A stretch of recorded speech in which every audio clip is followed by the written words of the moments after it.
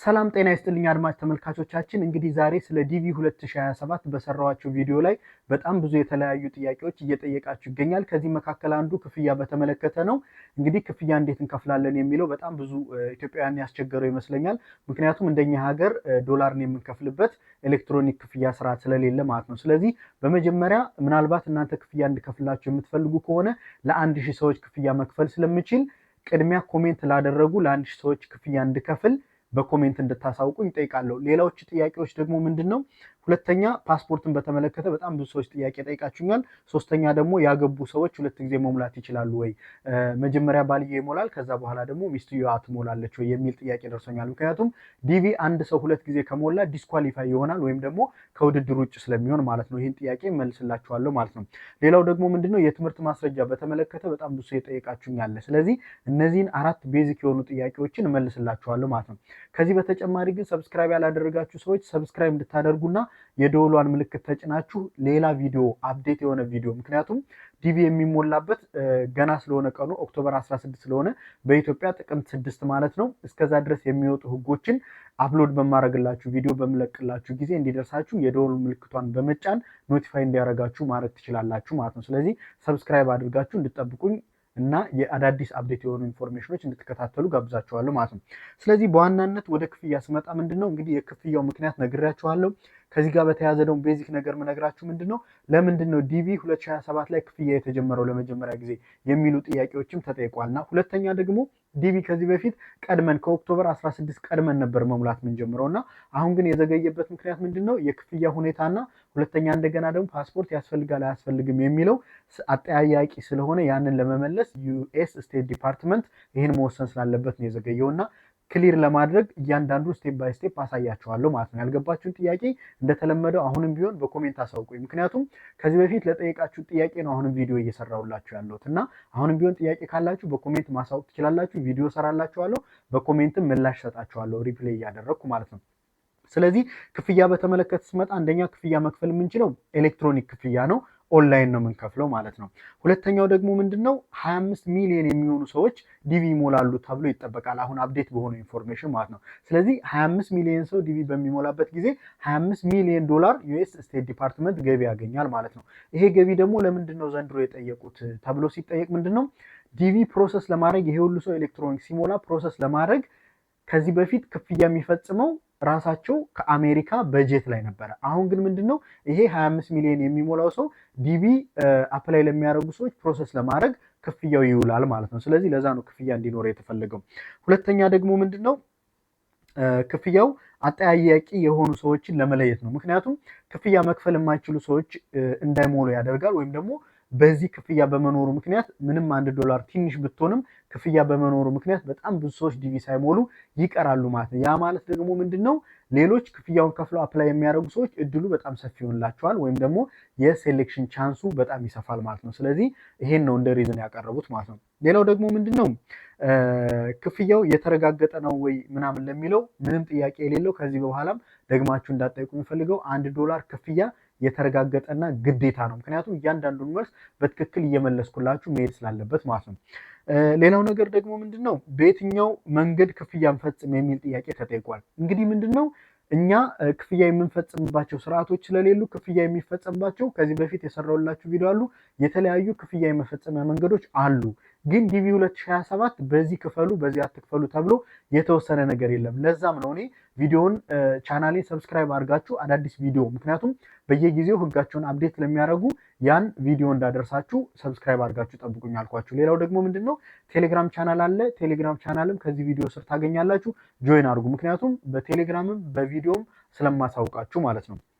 በተጨማሪ ሁለተኛውና ዋናው ጥያቄ ደግሞ ፓስፖርት በተመለከተ ነው። እንግዲህ ፓስፖርት ሪኳየርመንት ክፍያው እርግጠኛ ነው ብያቸዋለሁ። ፓስፖርቱ ግን እርግጠኛ አይደለም ወይም ደግሞ አልተወሰነም። ለዛም ነው ዲቪው እስከ ኦክቶበር 16 የመሙያ ቀን ወይም ደግሞ አፕላይ የምታደርጉበት ቀን የተራዘመው። ስለዚህ ፓስፖርት ካስፈለገ ምንድነው የሚደረገው? ፓስፖርቱ እስካን ተደርጎ ይገባል። ከዚህ ጋር በተያያዘ የጠየቁኝ ጥያቄ ምንድነው ኤክስፓየር ያደረገ ፓስፖርት ማስገባት ይቻላል ወይ ብለዋል። ይሄ ደግሞ ምንድነው ፓስፖርት ከተጠየቀ ኤክስፓየር ያደረገ ፓስፖርት አያስፈልግም ወይም ደግሞ ዲቪ ለመሙላት አይሆንም ማለት ነው። ምክንያቱም ኤክስፓየር ያደረገ ፓስፖርት እስካን አድርጋችሁ በምታስገቡበት ጊዜ ኤክስፓየር ያደረገበት ቀን ስለሚታወቅ ማለት ነው። ስለዚህ ካስፈለገ ፓስፖርት እስካሁን ድረስ አልተጠየቀም፣ ግን አፕዴት ሲያደርጉ ጭቅጭቅ ላይ ስለሆኑ አፕዴት ሲያደርጉ ካስፈለገ ኤክስፓየር ያደረገ ፓስፖርት አያስፈልግም ማለት ነው። ነገር ግን እስካሁን ስላልተወሰነ ፓስፖርት ላያስፈልግ ይችላል ማለት ነው።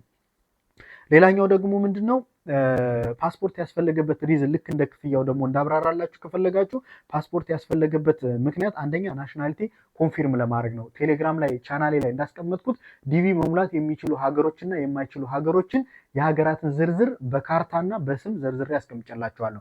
ስለዚህ ይሄ ማለት ምን ማለት ነው? ፓስፖርት አላችሁ ማለት ወይም እስካን እንድታደርጉ ከተጠየቀ ኢሊጂብል ሀገር ናችሁ ወይ? ፓስፖርታችሁ ላይ ሀገር ስላለ የተወለዳችሁበት ቦታ ስላለ የተወለዳችሁበት ሀገር ስላለ በዛ መሰረት ኢሊጂብል ካውንትሪስ ወይም ደግሞ የአሜሪካ ዲቪ መሙላት የሚችሉ ሰዎችን በቀላሉ መለየት ያስችላል። አንደኛው ይሄ ሪዝን ነው። ሁለተኛ ደግሞ የህግ ተገዥነትን ለማረጋገጥ ነው። ምክንያቱም ማንኛውም ሀገራት ፓስፖርት በሚሰጧችሁ ጊዜ የተወለዳችሁበትን ቦታና ሁሉንም ኢንፎርሜሽን አጣርተው ስለሚሰጡ እናንተ ሞር ህጋዊ ናችሁ ማለት ነው። ስለዚህ ፓስፖርት ያስፈልጋል አያስፈልግም የሚለው ክርክር ራሱ እነዚህ ሁኔታዎችን በማንሳት እየተከራከሩ ይገኛሉ ማለት ነው። የአሜሪካ ዩኤስ ስቴት ዲፓርትመንት ማለት ነው። ሶስተኛው ደግሞ ምንድነው የዲቪ 2027 ውጤት 2026 ይታወቃል። ምክንያቱም እንደሚታወቀው አሁን ለምሳሌ 2025 ላይ ነው ያለ ነው። ዲቪ 2027 ነው የሚባለው። ለምን አሁን ዲቪውን ብትሞሉም 2026ን ውጤት አውቃችሁ 2027 ነው ወደ አሜሪካ የምትሄዱት ፕሮሰስ ኢንተርቪው እና ዶክመንት ሌጋላይዜሽን ማድረግ ስላለ ማለት ነው። ስለዚህ አሁን 2025 ነው የምንሞላው 2027 የሆነበት ምክንያት ያ ነው ሪዝኑ። ኢንተርቪው እና ቪዛ ኢንሹራንስ የሚሰጠው ደግሞ 2027 ይሆናል። ሌሎች ማስረጃውን ነግራችኋለሁ። በመሀል እነዚህ ልንገራችሁ ብዬ ነው። ሌላው ደግሞ ቢ አዌር ኦፍ ስካም ከዚህ በፊትም ተናግሬዋለሁ። አሁን ዲቪ ለመጀመሪያ ጊዜ ክፍያ ስለጠየቀ በጣም ብዙ ፌክ ዌብሳይቶች ይኖራሉ። ለምን? እናንተ አፕላይ በምታደርጉ ጊዜ $1 ለመሰብሰብ። ስለዚህ እናንተ ዲቪ በምትሞሉበት ጊዜ ትክክለኛ ዌብሳይቱን መጠቀም አለባችሁ። ያን ዌብሳይት ደግሞ የት ነው የምታገኙት? እዚህ ኮሜንት ስር አስቀምጥላችኋለሁ፣ እዚህ ቪዲዮ ስር ማለት ነው። አሁን ላይ ግን ምንድነው ገና ዲቪ አፕላይ ማድረግ ስላልተጀመረ በኋላ ላይ አሁን ክሊክ ብታደርጉት ኢንትራንት ዲቪ ኢንትራንት ስታተስ ብቻ ነው ወይም ደግሞ ዲቪ 2026 የሞላችሁ ሰዎች ብቻ ስታተስ ቼክ የምታደርጉበት ይሆናል ማለት ነው። ስለዚህ ቼክ ስታተስ የሚለውን ኦፕሽን ብቻ ነው የሚያመጣው። ዲቪው ግን ኦክቶበር 16 ሲከፈት ምንድነው የሚያመጣላችሁ? ቢጊን ኢንትሪ የሚል ያመጣላችኋል ማለት ነው። ስለዚህ ኮሜንት ላይ ግን ትክክለኛው ዌብሳይት አስቀምጥላችኋለሁ ማለት ነው። ሌላው ደግሞ ምንድነው አንዳንድ ሰዎች ምን ሊያደርጉ ይችላሉ? ዲቪ እንዲደርሷችሁ ምንድነው ቻንሳችሁን ከፍ እናደርጋለን ወይም ደግሞ ቻንስ ኦፍ ሴሌክሽን ኢምፕሩቭ እናደርጋለን በሚል ብር ሊሰበስቡ ይችላሉ። ከፌክ ዌብሳይቱ ውጪ ዲቪ እንዲደርሳችሁ ቻንሱን ከፍ እናደርጋለን በሚል እንደ አማካሪ እንደ አድቫይዘሪ በመሆን እንደዚህ ሊያደርጉ ስለሚችሉ ከዚህም እንድትጠነቀቁ ዩኤስ ስቴት ዲፓርትመንት ያሳስባል ማለት ነው። ሌላኛው ምንድነው ትክክለኛ ዌብሳይት የነገርኳችሁ ምንድነው ያው ፒን አደርግላችኋለሁ። አሁን ላይ ቼክ ስታደርጉት ምንድነው ቼክ ስታተስ የሚል ነው። 2026 ዲቪ የሞላችሁ ሰዎች ውጤቱን እንድታዩ ብቻ ነው። ቀጣይ ግን ምንድነው የሚሆነው ኦክቶበር 16 በኋላ ቢግን ኢንትሪ የሚል ይኖራል። እንዴት እንደምትሞሉ ደግሞ ባለፈው የሰራሁት ቪዲዮ አለ፣ እዛ ላይ ገብታችሁ ማየት ትችላላችሁ እንዴት እንደምትሞሉ ማለት ነው። ሌላኛው ጥያቄ ምንድነው ከባለ ትዳር ጋር በተያያዘ ምንድነው ያገቡ ሰዎች አንደኛ ባል ሚስት ብላ መሙላት ትችላለች። ሚስት ብሎ መሙላት ይችላል። ሚስት ደግሞ ባል ብላ መሙላት ትችላለች። ሁለት ጊዜ መሙላት ትችላላችሁ። ዲስኳሊፋይ መቼ ነው የሚሆነው ብላችሁ ካሰባችሁ ለምሳሌ አንድ ሰው ሚስት የሌለው ሰው ወይም ደግሞ አንድ ወንድ ሚስት የሌለው ወንድ ሁለት ጊዜ ወይም ከአንድ ጊዜ በላይ መሙላት አይችልም። ኮምፕሌትሊ ዲስኳሊፋይ ይሆናል። ነገር ግን ሚስት ባል ብላ ከሞላችሁ እንደገና ደግሞ ባል ሚስት ብሎ ከሞላት ይቻላል። ይሄን ግን ከተጠራጠራችሁ ግን ምንድነው ዲቪ እድል ስለሆነ ቻንስ ስለሆነ ባንዳችሁ ብቻ መሙላት ትችላላችሁ። ከዚህ ጋር በተያያዘ ደግሞ ልጅ ካላችሁ መሙላት ትችላላችሁ። እሱንም ነግሬያለሁ። ያላገባ ከ21 ዓመት በታች ልጅ ካላችሁ ዲቪ መሙላት ይችላል አብሮ ልጅ ሆኖ ማለት ነው። ያገባ ከሆነ አይችልም። ሁለተኛ ደግሞ በባለፈው ቪዲዮ የነገርኳችሁ ዲቪ አፕላይ በምታደርጉበት ጊዜ እርግጠኛ መሆን አለባችሁ ስፖዝ ወይም በባለቤታችሁ። ምክንያቱም ለምሳሌ እኔ ሚስት ኑሮኝ ዲቪ ብሞላ በኋላ ዲቪ ከደረሰኝ በኋላ ሚስቴ ዲቪ ደርሶን አልሄድም ብትል የኔ ዲቪም አብሮ ፌል ያደርጋል። ስለዚህ እርግጠኛ ሆናችሁ መሙላት አለባችሁ ማለት ነው።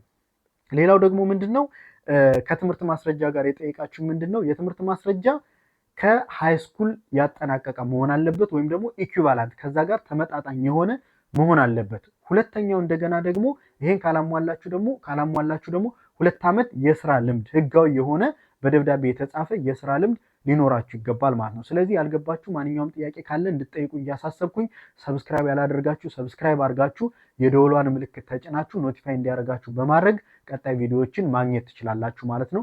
ስላዳመጣችሁኝ አመሰግናለሁ። ማንኛውም ጥያቄ ካላችሁም እንደተለመደው በኮሜንት አስቀምጡልኝ። አሁንም በኮሜንቱ መሰረት ቪዲዮ እንደሰራሁላችሁ በሪፕላይ መልስላችኋለሁ። ቪዲዮ መስራት ካስፈለገም እንደውኑ ሰራላችኋለሁ። አመሰግናለሁ። ቸር ተመኘው። መልካም ጊዜ